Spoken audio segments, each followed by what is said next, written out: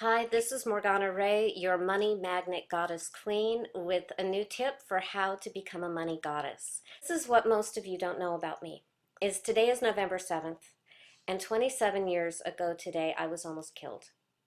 It was just an ordinary day and probably the happiest time of my life. I was in love. I was in love. We were planning to get married. I was 16 years old. I had straight A's. I'd just come home from Europe with my parents. And I felt like anything was possible. If you're going to talk law of attraction, my vibration was as high as humanly possible. And then I got hit by a car and bam, brain injured. I was in a coma for a week. I wake up and my brain doesn't function the way it used to. I couldn't pay attention to things. I couldn't remember things. I was this straight A student, and it took me a month to just read a complete short story. Everything that I knew about myself and I expected of my future, I just saw it all fall apart. The guy dumped me on my birthday 2 months to the day after I was hit by the car.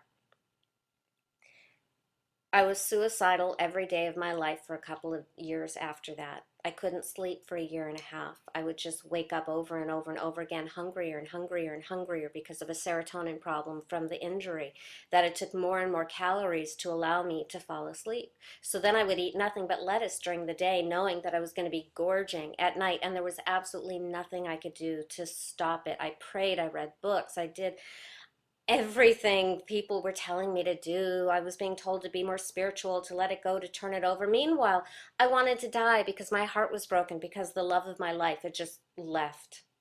And my mother couldn't handle it, and so she was abusive, emotionally and physically. And this was like right after the happiest time in my life. Now, the funny thing is, and it took me a few years to notice this, but I didn't have a helmet. I knew that I needed a helmet. I had planned to get a helmet, but I was going to get it the next week. All of this could have been prevented if I'd just gotten a darn helmet. But it was going to be there next week.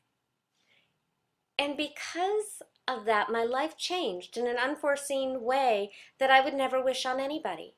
And I'm lucky because these boys who are coming back from Iraq aren't necessarily ever going to get better. And I did, because I was really young and I was really in school and I was willing to fight to survive.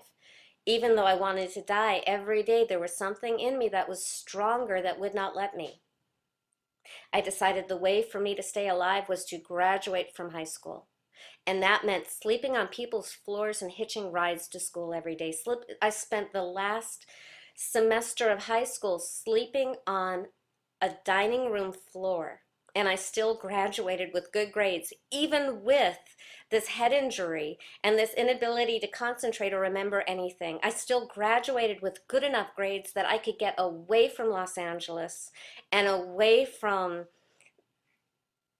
the tragedy and have a very, very, very hard, painful, difficult time in college as I slowly recovered. So there are a few points here.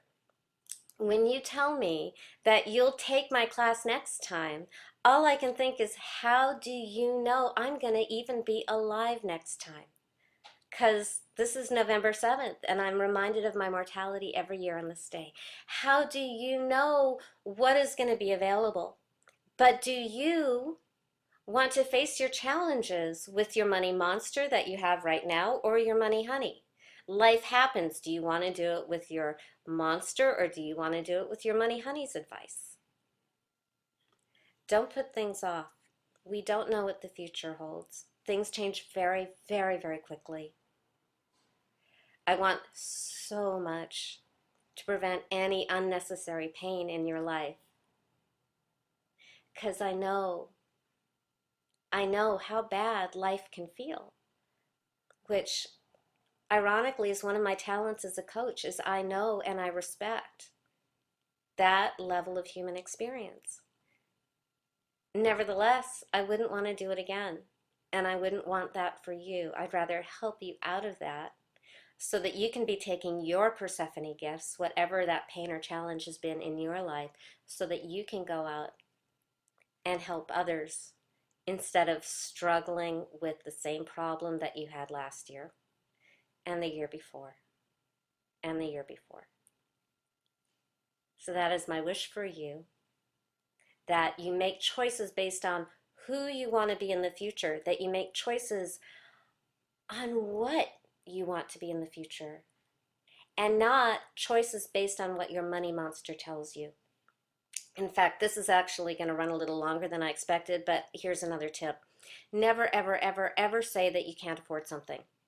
That is like throwing meat to your monster. He wins. Every time you say, I can't afford it, you are feeding your monster and you are starving your honey because you're making money the bad guy. You're giving all responsibility to money. If you're not going to do something, you simply say, it's not an economic priority for me, and own it. Yeah, I need it, and yeah, I'm miserable, but it's not an economic priority for me right now. And that's that, and that's fine. You can't argue with that. And it's also empowering to say, it's something I want and it's just not a priority. Maybe I don't want it that much. And that's fine. I respect that more because it's more honest and it's more empowering. And you get to decide what your priorities are. It's not my job or anybody's job to decide your priorities for you. So the lessons are: decide what your priorities are, act on them, and own them. And I'll talk to you soon. Namaste.